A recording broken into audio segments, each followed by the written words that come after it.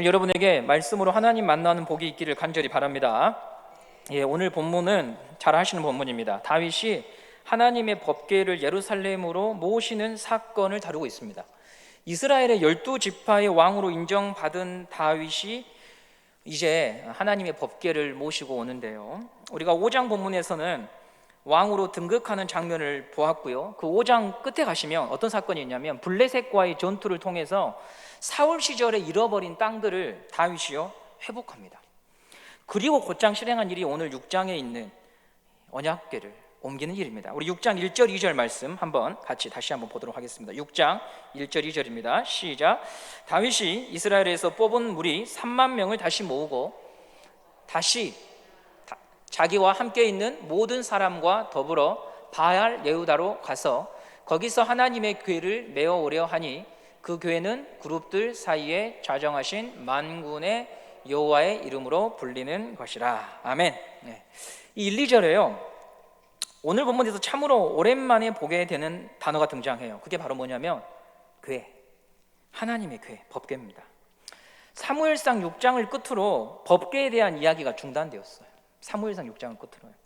기억을 더듬어 보시면 에일리가 사사였던 시절에 전쟁이 터지고 이 전장에 법궤를 가지고 나가면 승리할 수 있다고 하는 믿음이 아니라 맹신, 미신, 그 잘못된 믿음으로 전쟁에서 패하고 법궤도 빼앗기죠.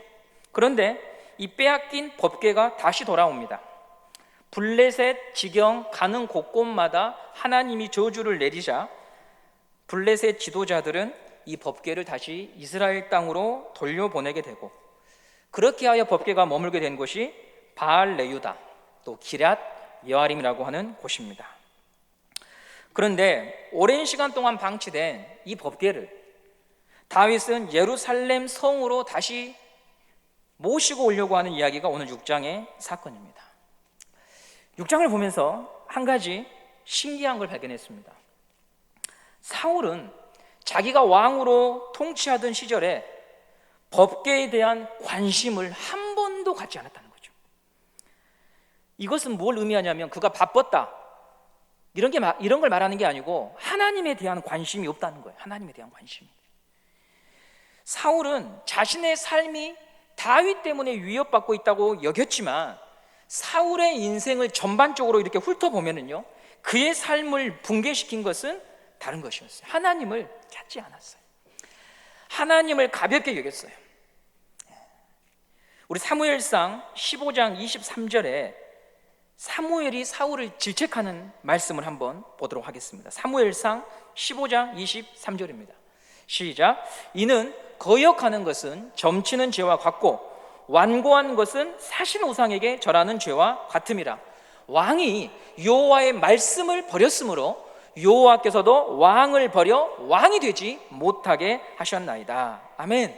사울이 누굴 버렸냐면 여호와의 말씀을 버렸다, 이렇게 말해요.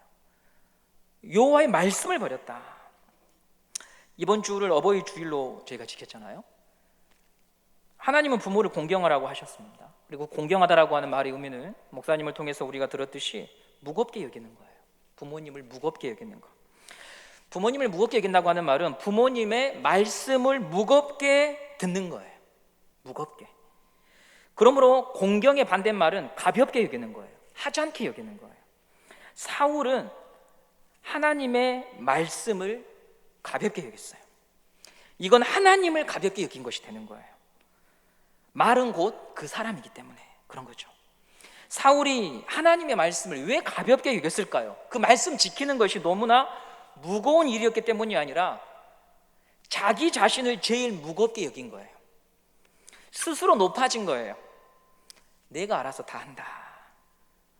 그래서 하나님의 말씀을 가볍게 여기고 듣지 않은 거죠. 자기가 제일 무거운 사람이에요. 교만은 특별한 사람들의 죄가 절대 아닙니다. 예를 들면 우리가 흔히 사용하는 말들 중에 이런 표현들, 내가 내 자식 책임진다, 이거 교만이죠. 자식은 내 자식도 아니고 나도 책임을 못 지는데 어떻게 자식을 책임질 수 있겠어요? 돈이 있으면 된다, 교만이죠. 잠시 그럴 수 있을지 모르지만 결국 안 되는 일을 우리는 반드시 만나게 돼요. 우리에게는 하나님의 도움과 은혜가 필요한 줄 믿습니다. 십자가, 하나님의 도움과 은혜가 필요하기 때문에 우리는 교만할 수 없어요. 하나님의 도움을 구하고 엎드려야 합니다. 그러나 사울은 내가 이렇게 하고 내가 저렇게 하고 내가 부탁하고 내가 저 사람과 어떻게 하면 될 거라고 생각을 했어요. 그래서 아무리 이야기해도 듣지 않는 거예요. 하나님의 말씀이 그에게는 무겁게 여겨지지 않은 거예요. 그 하루하루가 쌓여서 그의 인생이 나락으로 떨어졌던 것입니다. 그런데 다윗은 좀 달랐습니다. 그러나 여기서 다윗이 달랐다고 하면 그가 완벽한 사람이라고 여러분 착각하시면 절대 안 됩니다. 그도 실수했어요. 치명적인 죄를 범하잖아요. 잘못을 합니다. 오판을 해요. 그런데 다른 게 뭐냐면 실수 후에 돌이키는 사람이었어요. 실수한 후에 나단을 통해서든 아니면 자기 아내 아비가일 또 주변에 있는 사람들을 통해서든 하나님의 말씀을, 하나님의 마음을 누군가 다윗에게 전해주면 다윗은 그것을 무겁게 받아들이고 그 즉시로 돌이켜 회개하고 하나님께 엎드리는 모습을 보였다고 하는 것이죠. 내가 왕인데, 내가 리더인데, 내가 누군데라고 하는 것에 매여 있지 않고 하나님 앞에서 지금 자신의 모습을 돌아보고 인생을 망가뜨리는 실수를 했음에도 불구하고 그날에 말씀이 들리며 언제나 하나님의 이름을 부르는 자가 되었다는 것이죠. 오늘 우리가 그런 겸손함이 우리 안에 성령을 통해서 주어지기를 간절히 바랍니다. 이 문 안에 들어오기 전까지 우리의 삶의 모습이 사울처럼 돈이면 다 되지, 야 그래도 인생 사는 거 말이야 멋있게 살아야지 라고 하면서 세상의 방식으로 우리 자신이 젖어 있었던 모습들에서 하나님의 말씀이 오늘 우리에게 들려질 때 그 자리, 그 모습에서 다시 하나님께로 돌아가는 그런 시간이 오늘 예배가 되기를 간절히 바라는 것입니다. 오늘 본문이 그런 다윗의 태도를 보여줍니다. 다윗은 앞서 말씀드렸듯이 언약궤를 가져오기 위해서 준비를 합니다. 사울은 관심도 갖지 않은 이 언약궤를 이동시키기 위해 대단히 애를 씁니다. 먼저 여러분과 제가 확인할 것은 왜 언약궤를 옮기려고 했을까? 도대체 왜 언약궤를 옮기려고 했을까? 첫 번째, 다윗이 하나님을 사랑해서 한 일이라고 볼 수도 있죠. 이스라엘의 왕은 내가 아니라 하나님이다, 이것을 고백하기 위함일 수 있습니다. 두 번째로는요, 정치적인 의미가 있습니다. 모든 정권은요, 정통성이 있어야 돼요. 현재 미얀마 군부가 쿠데타를 일으켜서 정권을 잡았지만 국제사회에서 인정받지 못해요. 왜냐하면 그들은 정당한 절차를 통해서 헌법에 입각하여 정권을 받은 자가 아니라 무력으로 탈취한 사람들이기 때문에 국제사회에서 인정을 받지 못하는 거죠. 이스라엘은 하나님과 언약한 백성입니다. 그것을 보여주는 대표적인 상징이 언약궤예요. 그러므로 이 언약궤가 다윗의 성에 예루살렘에 들어오면 다윗이 왕으로서의 통치의 정당성을 확보하게 됩니다. 그러면 통치가 수월해집니다. 언약궤를 옮겼을 때에는 다윗이 정치적인 목적이 있었습니다. 세 번째, 언약궤를 예루살렘으로 안치하게 되면 유대인들은 해마다 예루살렘에 정기적으로 방문해야 됩니다. 절기를 지키기 위해서요. 그러면 자연스럽게 예루살렘의 위상이 높아집니다. 다윗이 통치함에 있어서 유리한 이점이 됩니다. 이런 복합적인 이유 때문에 다윗은 언약궤를 다윗성으로 예루살렘으로 모셔오려고 했습니다. 자, 1절을 보시면 다윗은 3만 명이라고 하는 대단히 큰 규모의 사람들을 이끌고 언약궤 이동을 하는데요, 순조롭지 못한 상황이 발생합니다. 사무엘하 6장 6절과 7절 말씀을 한번 보도록 하겠습니다. 사무엘하 6장 6절과 7절입니다. 시작. 그들이 나곤의 타작마당에 이르러서는 소들이 뛰므로 웃사가 손을 들어 하나님의 궤를 붙들었더니 여호와 하나님의 웃사가 잘못함으로 말미암아 진노하사 그를 그곳에서 치시니 그가 거기 하나님의 궤 곁에서 죽으니라. 나곤의 타작마당에서 소가 갑자기 뛰었습니다. 왜 뛰었는지는요, 본문에 나와 있지 않아요. 소가 뛰자 수레에 실어진 언약궤가 수레 밖으로 떨어지려고 했고, 그래서 옆에 있던 웃사가 언약궤를 붙잡게 되고 그 즉시로 현장에서 죽음을 맞이합니다. 언약궤 이동이 중단되고 사람들은 혼란과 두려움에 빠져서 어찌할 바를 모르죠. 누구보다 다윗이 이 일로 인해서 분노하고 좌절합니다. 언약궤는 예루살렘으로 들어오지 못합니다. 이 본문은 우리에게 여러 가지 질문을 하게 만듭니다. 그리고 굉장히 중요한 교훈들이 담겨 있습니다. 질문해야 될 것은 뭐냐면, 왜 이런 일이 일어났을까? 무엇이 잘못된 것일까? 왜 하나님께서 다윗의 이 행동에 대하여 호의를 베푸시지 아니하고 진노를 쏟으신 것일까? 이것을 우리가 질문해 봐야 된다고 하는 거죠. 오늘 설교의 주제가 누가 예배의 주인인가, 주체인가, 이렇게 정해보았습니다. 왜냐하면 오늘 본문은 우리에게 예배의 주인이 누구인가에 대해서 알려주는 그런 내용을 담고 있기 때문에 그렇죠. 하나님은 다윗의 선택과 행동을 막으시고 제재하시는데요, 오늘 본문을 보시면 다윗이 행한 잘못이 드러납니다. 바로 언약궤 이동에 관한 하나님의 지침을 다윗이 어겼습니다. 다윗이 언약궤를 이동할 때 어떤 방식을 사용했는가, 오늘 본문 3절 말씀 한번 보도록 하겠습니다. 사무엘하 6장 3절입니다. 6장 3절 시작. 그들이 하나님의 궤를 새 수레에 싣고 산에 있는 아비나답의 집에서 나오는데 아비나답의 아들 우사와 아효가 그 새 수레를 모니라. 언약궤를 어떻게 이동시킵니까? 수레에다가 실었어요.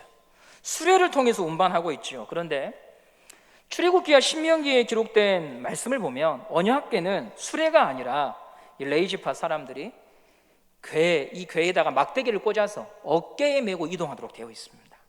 신명기 10장 8절 말씀을 한번 보도록 하겠습니다. 신명기 10장 8절입니다. 시작. 그때에 여호와께서 레이지파를 구별하여 여호와의 언약궤의 궤를 매게 하며 여호와 앞에서 서서 그를 섬기며 또 여호와 이름으로 축복하게 하셨으니 그 일은 오늘까지 이르니라. 어떻게 하셨냐고 나와 있습니까? 어깨에 매게 되어 있습니다. 사진을 한번 보도록 하겠습니다. 사진 한번 띄워주시겠습니까? 보시면 제사장들이 어깨에다가 궤를 메고 이동을 합니다. 성막에 관한 모든 규정은요, 하나님께서 직접 제정해 주신 겁니다. 예배에 관한 규칙이에요, 어떻게 보면. 그런데 다윗이 이것을 위반한 거예요. 손쉬운 방법을 택했습니다. 수레를 이용한 것은요, 또 한 가지 문제점이 있는데, 이 방법을 도대체 어디서 배워왔을까? 다윗이 생각해 보십시오. 다윗이 도대체 어떻게 해서 이런 방법을 고안해냈을까? 언약궤가 블레셋 지경에 있다가 다시 돌아올 때 블레셋 사람들이 언약궤를 수레에 싣고 보냅니다. 그러니까 지금 다윗이 사용하는 방법은 어떤 방법이냐면 블레셋 사람들이 우상을 옮길 때 쓰는 방법이에요.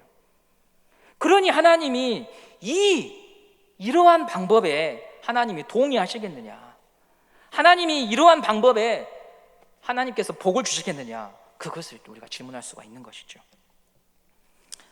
다윗은 하나님에 대한 열심과 열정이 있는 사람입니다. 선한 의도도 있었어요.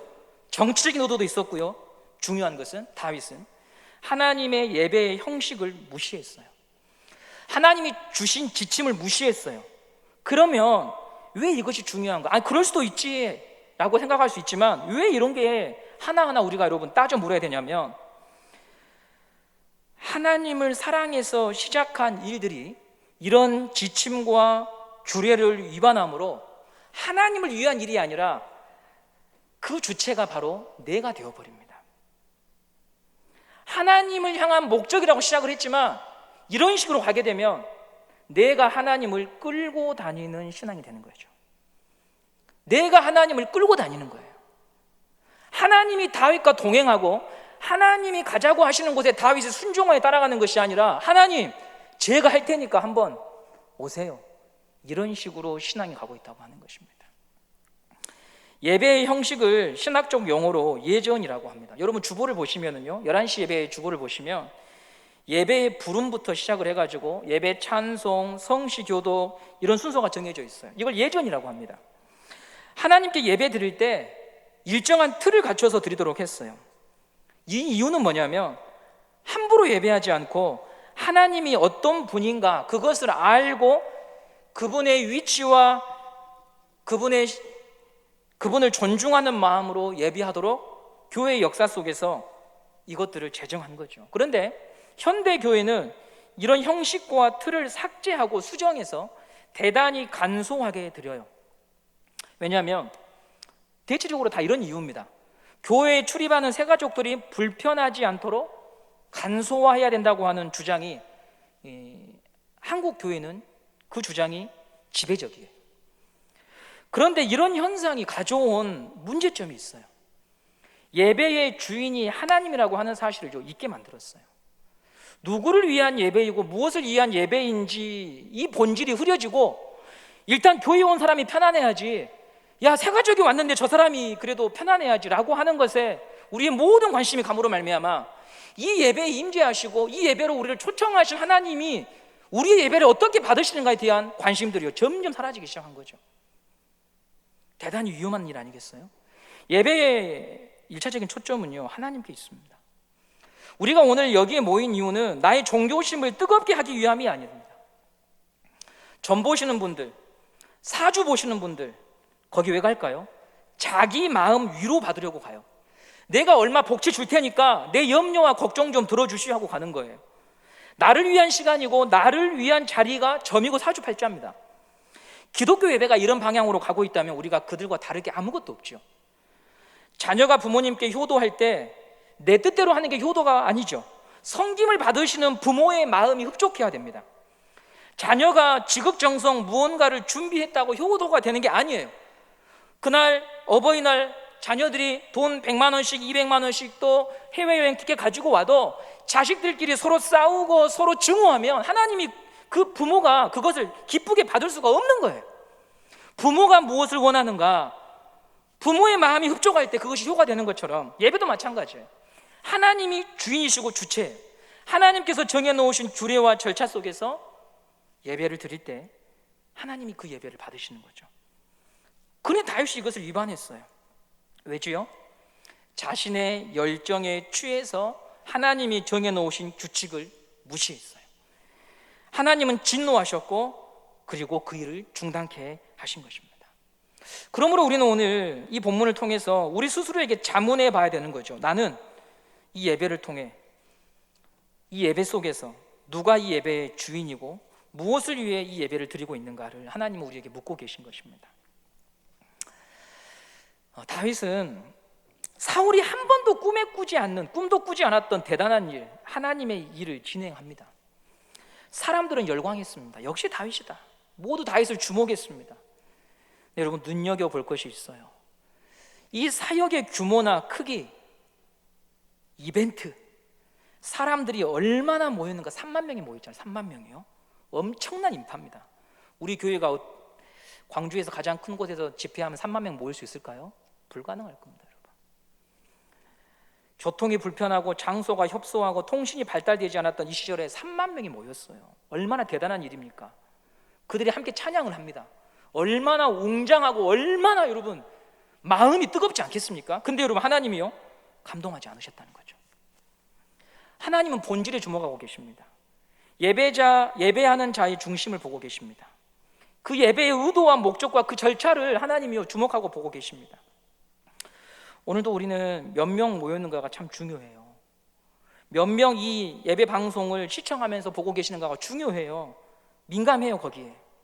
그러나 그보다 더 중요한 건 오늘 이 예배 속에 하나님이 계시는가, 하나님이 드러나시는가, 오늘 우리는 누구를 뵙기 위해 왔는가, 하나님이 높여지는가, 하나님이 드러나는가, 하나님은 그것을 우리에게 묻고 계신다고 하는 것입니다. 예배의 주인은 삼위 하나님이십니다. 창조하시고 구원하시고 지금도 성도들에게 말씀하시고 임재하신 그 하나님이 오늘 우리의 예배의 목적이고 그분을 뵙는 것이 오늘 예배의 이유인 줄 믿습니다. 그분 때문에 내가 여기 있고 그분을 뵙기 위해 오늘 이 자리에 우리가 있는 것이죠.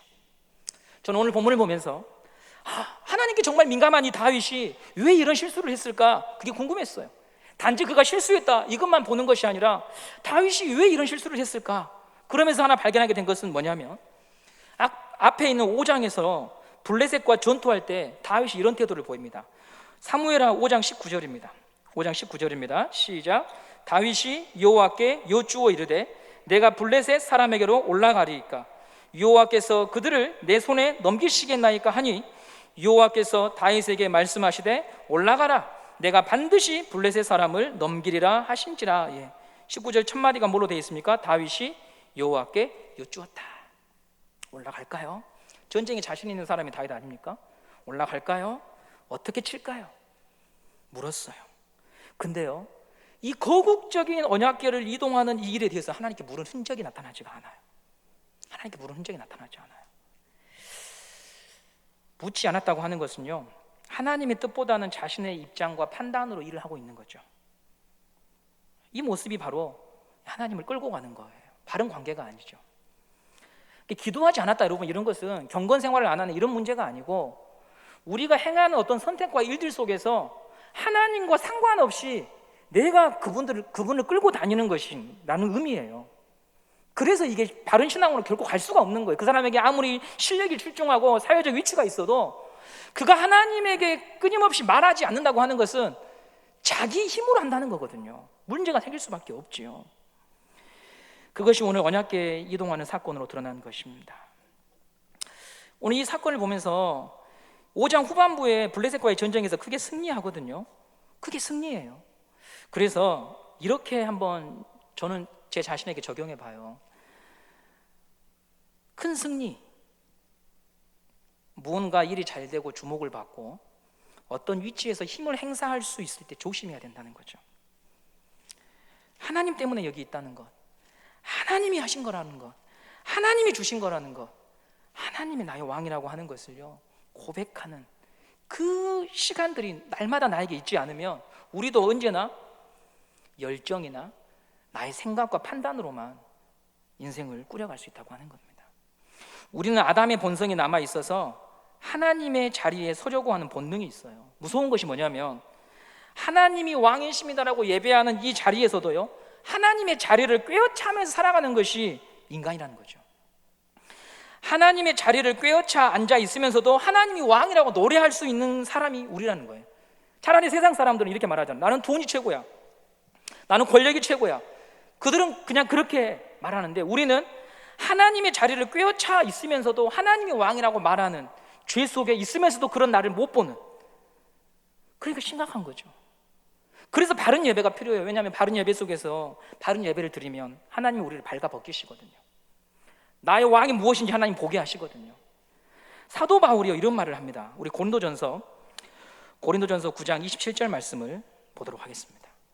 함께 읽어볼까요? 시작. 내가 내 몸을 쳐 복종하게 함은 내가 남에게 전파한 후에 자신이 도리어 버림을 당할까 두려워함이로다. 다시 한번 읽어보겠습니다. 시작. 내가 내 몸을 쳐 복종하게 함은 내가 남에게 전파한 후에 자신이 도리어 버림을 당할까 두려워함이로다. 아멘. 내가 전파한 후에, 사역한 후에 버림받을까 두렵다. 하나님의 은혜를 전하고 그리스도의 도를 전하고 성령의 오심을 전하는 사역을 하다가 말년에 하나님이 나 너 모른다, 그런 자리에 있을까 두렵다, 이렇게 말합니다. 왜지요? 그도 하나님의 자리를 자기가 꿰어찰 위험성이 있다고 하는 것을 안 거예요. 교회가 문제가 생기면 바울에게 물었습니다. 바울을 찾아왔어요. 사도이고 감독자인 이 바울을 찾아왔어요. 다양한 은사가 있고 교회를 세웠습니다. 권력이 있고 힘이 있고 자기를 주목한 사람들이 있습니다. 그러므로 하나님의 자리를 꿰어찰 수 있는 시험을 바울이 느꼈던 것이고, 그래서 이 문제를 가볍게 얘기하지 않고 내가 내 몸을 쳐서 복종시킨다라고 하는 것은요, 노예를 길들일 때 쓰는 표현이에요. 강압적으로 아주 푸시하는 거예요. 내가 그렇게 해서라도 내 자신을 부단히 점검하고 하나님의 말씀에 나를 복종시켜야 하나님 앞에서 순종하는 자로 설 수 있다고 하는 것을 바울이 이 편지를 읽는 모든 성도들에게 이야기하고 있는 것이죠. 여러분, 우리도 다윗과 같은 실수를 할 때가 있는 겁니다. 예배 드리는 목적, 예배의 주체가 누구인가에 대해서 묻지 않으면 예배자의 자리에서 이탈하게 되고 틀린 예배를 계속 드림에도 불구하고 그것이 맞다고 말할 수 있습니다. 누구보다 이런 위치에, 이런 위험에 빠질 수 있는 사람이 바로 접니다. 예배를 인도한다, 기획한다, 점검한다, 이런 일로 정작 중요한 예배자의 자리를 놓칩니다. 예배자의 자리가 아니라 기획자, 감독자가 될 수 있는 거죠. 왜냐하면 그게 더 편안해요. 하나님을 대면하지 않을 수 있거든요. 다른 사람을 판단합니다. 그리고 하나님을 대면하지 않은 채 다른 사람을 판단하기 때문에 그 판단은 옳을 수도 없어요. 내가 무언가 권력을 쥐고 있는 사람처럼 여깁니다. 그런데 이런 자리는 참으로 위험하죠. 이런 태도는 하나님의 자리에 자기를 올려놓는 행위니까요. 스스로 높아지고 자기를 숭배하는 자리니까요. 하나님의 은혜가 필요하지 않은 자라고 자기가 고백하는 것입니다. 우리 가운데 그 누구도 하나님의 자리에 설 수 있는 자는 아무도 없습니다. 하나님 앞에서 모든 사람은 예수 그리스도의 피로 용서받고 하나님의 은혜를 입어야 사람답게 살 수 있습니다. 오늘도 저와 여러분은 성격이나 성품이나 지역이나 출신이나 모든 게 틀리지만 한 가지 동일한 것은 뭡니까? 예수 그리스도 그분의 죽으심이 아니면, 부활하심이 아니면 인생을 결코 구원받을 수 없는 죄인임을 다 고백할 수밖에 없는 인생이라고 하는 것입니다. 우리 안에 이 본질이 훼손되지 않기를 간절히 바랍니다. 다윗은 첫 예배에서 실패했습니다. 그런데 다윗은 첫 예배의 실패를 회복합니다. 거기서 멈추지 않고 다시 하나님을 예배합니다. 이런 태도가 하나님을 기쁘게 했던 것이었죠. 사무엘하 6장 13절 14절 말씀을 보도록 하겠습니다. 사무엘하 6장 13절 14절입니다. 시작. 여호와의 궤를 맨 사람들이 6걸음을 가매 다윗이 소와 살찐 송아지로 제사를 들고 다윗이 여호와 앞에서 힘을 다하여 춤을 추는데 그때에 다윗이 배 에봇을 입었더라. 예. 그 여호와의 언약궤 앞에서 다윗이 어떻게 합니까? 춤을 춥니다. 기획자나 감독자가 아니에요.